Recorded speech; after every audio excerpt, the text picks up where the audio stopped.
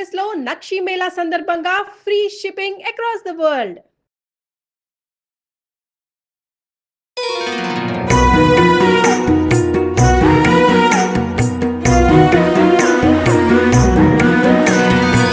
జై శ్రీకృష్ణ. ఆండాల్ తిరువడిగళే శరణం. ఎన్నో ఊహలతో ఆశలతో ఉత్సాహంగా ధనుర్మాస వ్రతాన్ని ప్రారంభించుకున్నటువంటి మనం చూస్తూనే వడివడిగా 26వ రోజులోకి వచ్చేసాం. ఇంకొక 4 రోజుల్లో వ్రతం పూర్తయిపోతుంది. 26వ రోజు స్వామిని ఏమని పిలుస్తుందో తెలుసా అండి ఆండాల్ తల్లి? మాలే. అసలు ఎంత బాగుంటుందంటే ఓ వ్యామోహమా అంటుంది. నిన్నటి రోజు ఏమంది? వ్యామోహము కలిగిన వాడా అని అన్నది. ఈరోజు ఏమంటుంది? నువ్వే ఒక పెద్ద వ్యామోహ స్వరూపం అంటుంది. అంటే ఇప్పుడు కొన్ని ఉంటాయి చూసారా, క్రిస్టల్స్ అంటాం, సీత్రూ ఉంటాయి. అంటే ఇటు నుంచి చూస్తుంటే అటువైపు కనిపిస్తుంటాయి కొన్ని డైమండ్స్, క్రిస్టల్స్. అలాగా వ్యామోహము అనేటటువంటిది ఆయన లోపల ఉండేటటువంటి ఆ గుణం కనిపిస్తుందట. అంటే మేము నిన్ను ఇష్టపడి ఆరాటపడినట్టుగా కనిపిస్తుంది, కానీ నువ్వే మమ్మల్ని ఎక్కువ ఇష్టపడుతున్నావు, నువ్వే మేము లేకుండా ఉండలేవు, నీ కళ్ళే చెప్తున్నాయి, నేను చూస్తుంటేనే అర్థమైపోతుందయ్యా అది అంటుందన్నమాట. ఈరోజు చూడండి ఎంత బాగుందో. అందుకే స్వామి నీలవర్ణంగా ఉండేటటువంటి ఇది ఇక్కడ కనిపిస్తుంది. మాలే మణివಣ್ಣ మార్గజి நீராடுவான்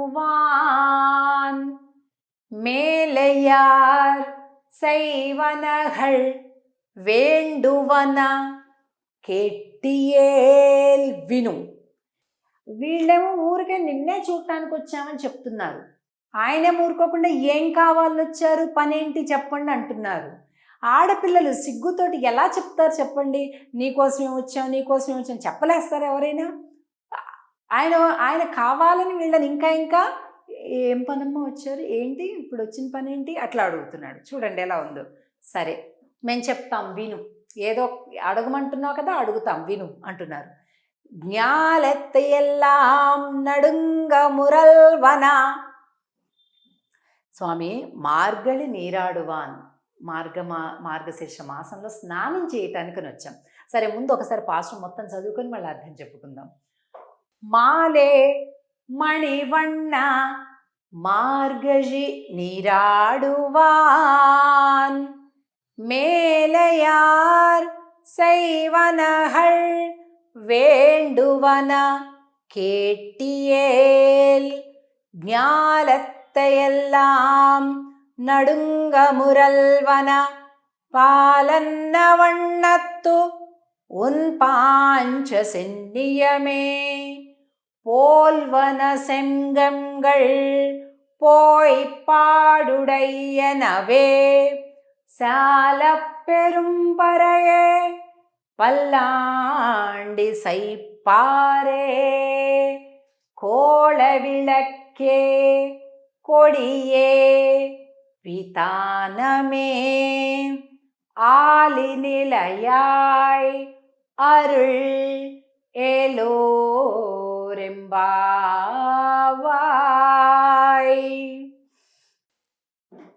ఓ వ్యామోహమా మణివర్ణుడా, మేము మార్గశీర్ష మాసం స్నానం చెయ్యటానికే ఇక్కడికి వచ్చాం, కానీ నిన్ను ఒకసారి చూస్తే మాకుండే వ్యామోహం కంటే నీకుండే వ్యామోహమే ఎక్కువగా ఉంది అని అంటుంటే స్వామి అంటున్నంట చమత్కారంగా, మీకేం కావాలో చెప్పండమ్మా అంటున్నారు. స్వామే కావాలని వచ్చారు వీళ్ళకి, ఆయన దగ్గర నుంచి వేరే ఏం అక్కర్లేదు, కానీ అడుగుతున్నాడు కదా. సరే ఓకే అలాగే మేము చెప్తాం, పట్టుకో రాసుకో లిస్ట్ అంటున్నారు. వేండువన కేటియేల్ విను విను అంటున్నారు. ప్రపంచమంతా వణికిపోయేలాంటి ఒక శబ్దం చేస్తుందే నీ పాంచజన్య శంఖం. అలాంటి శంఖాలు ఇగో మా గోష్ఠి మొత్తం, మా గ్రూప్ మొత్తానికి కావాలని. కొద్దిగా పూర్వాచార్యులు పెరీనంబి లాంటి ఆచార్యులు వారి యొక్క లెక్క ప్రకారంగా ఇంచుమించుకు ఒక 25 లక్షల మంది గోపికలు ఉన్నారు. 25,00,000 శంఖాలు, అచ్చు పాంచజన్యం లాంటి శంఖాలనే ఇవ్వు అంటుంది. ఇంకా అంతేనా? పర అనే వాయిద్యం కావాలి. మంగళ వ్రతం చెయ్యటానికి మంగళగానం, మంగళ శాసనం చేసేవాళ్ళు కావాలి. చీకటితో చేసేటటువంటి ఈ వ్రతం కోసం మంగళ దీపాలు కావాలి. మొత్తం ఇవ్వయ్యా అంటున్నారు. ఆయన తన పరమపదంలో ఉండేటటువంటి మొత్తం అన్నింటినీ మార్చేసి పాంచజన్యాలుగా ఇచ్చేశాడు. మాట వెనక్కి వెళ్ళకూడదు కదా. మంచి పంతం మీద ఉన్నారు, స్వామి పంతం మీద ఉన్నారు, గోపికలు పంతం మీద ఉన్నారు. ఈరోజు ఇచ్చేశాట. అది అయిపోయిందా? మాకు ఈ పర అనే వాయిద్యం ఇవ్వు. ఓకే, ఇచ్చేస్తా. ఈ పైన ఉండేటటువంటి గరుత్మంతుడు, నిత్యసూరులు వాళ్ళందరినీ ఇచ్చేస్తా. అయిపోయిందా? మాకు గానం చేసేవాళ్ళు కావాలి. అక్కడ పరమపదంలో వైకుంఠంలో అంతా కూడా నిత్యసూరులు, ముక్తులు ఎప్పుడు సామవేద గానాన్ని చేస్తూ ఉంటారు, మంగళాలు పాడుతూ ఉంటారు, వేదగానం చేస్తుంటారు. వాళ్ళందరినీ గానం కోసం పంపించేసేట. ఇప్పుడు మేము చీకటితో వస్తాం కదా స్వామి, మంగళ దీపాలు ఇవ్వు. ఎక్కడివ్వాలి? పక్కన శ్రీరంగ హర్మ్యతల మంగళ దీపరేఖం అంటాం కదా, నీ పక్కన అమ్మవార్లు ఉన్నారు, వాళ్ళే మంగళ దీపాలు, వాళ్ళనిచ్చేయి. అన్నీ అడుగుతున్నారండి, అన్నీ మాట వెనక్కి ఊరి ఏదో మాట వరుస కంటే వీళ్ళేంటి మొత్తం నన్ను ఒంటరిగా నిలబెట్టేస్తున్నారు, మొత్తం అన్ని ఆస్తులు తీసేసుకుంటున్నారు. సరే, పక్కనుండే శ్రీదేవి, భూదేవి, నీలాదేవి అందరినీ కూడా వాళ్ళకి మంగళ దీపాల కింద ఇచ్చేసాట. అవునా స్వామి, ఇప్పుడు మేము వ్రతం కోసం వెళ్తున్నాం కదా, పైన ధ్వజం ఒకటి ఉండాలి, మేము పలానా వ్రతం చేస్తున్నాము అని ఒక ధ్వజం కావాలి. ధ్వజం ఏమి ఇవ్వనమ్మా? అగో స్వామి, నీ కింద ఆదిశేషుడు ఉంది కదా, ఇచ్చేసే. ఆయన ధ్వజం, గరుత్మంతుడు ఉన్నాడు, గరుడ ధ్వజం అంటాం కాబట్టి ఇచ్చేసే అంటూ ధ్వజాన్ని తీసుకున్నారు. చల్లని మంచు వేళ వస్తాం కదా, పైన చాందిని కావాలి, అందుకని నీ ఆదిశేషు ఇచ్చే. మొత్తం అయిపోయింది. ఇలా నిలబడ్డాడు. ఏముంది ఇంకివ్వడానికమ్మా, ఇంకా చాందిని అడుగుతున్నారు అని అంటే ఏమంటున్నారు? ఆలినిలయాయ్ అరిల్, నువ్వు వటపత్ర సాయువు కదా అన్నారు. అబ్బా అనుకున్నాడట కృష్ణుడు. అంటే ఏంటి అర్థం? ఆయన పీతాంబరం కట్టుకున్నాడు కదా, అది కూడా ఇచ్చేయని అడుగుతున్నారు. అంటే మాతో పెట్టుకోకు అన్నట్లుగా ఈవేళ ఆండాళ్ గోష్ఠి స్వామికి ఇద్దరి మధ్య సంవాదం జరుగుతుందన్నమాట. నీకోసమే వచ్చాను అని వాళ్ళతో అనిపించాలి అని స్వామి పంతం. అంత మాత్రం అర్థం కాదా? ఆడపిల్లలను నోరు తెరిచి చెప్తామా అని వీళ్ళు. ఇలాంటి ఒక రసవత్తరమైనటువంటి సంవాదం ఇరువురికి కూడా జరగడాన్ని మనం ఈరోజు పాశ్రంలో గమనిస్తాం. ఇటువంటి ఒక ప్రేమ సాన్నిహిత్యం మనకి భగవంతుడికి కూడా కలగాలి అని మనస్ఫూర్తిగా కోరుకుందాం.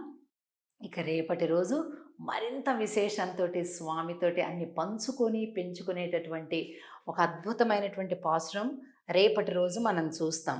ఈవేళటి పాశ్రంలో అడిగినటువంటి ఇగుండి ధ్వజము, చాందిని, తప్పెట్లు తాళాలు, పాంచజన్య శంఖం, వ్రతానికి కావాల్సిన డమరు, మంగళ దీపాలు అన్నింటినీ కావాలి అని అడగటం అనేది మనకు కనిపించింది. ఇంత అద్భుతమైనటువంటి అంటే బెరుకుపోయిందనమాట. ఇద్దరికి కూడా బెరుకుపోయి చక్కగా మాట్లాడుకుంటూ ఉన్నారు ఈరోజు. ఇక రేపటి రోజు మనందరం ఎదురు చూస్తున్నాం కదండి. గంగాళాలతోటి ప్రసాదాన్ని, ఎంతో మధురమైన ప్రసాదాన్ని రేపటి రోజు చూస్తున్నాం.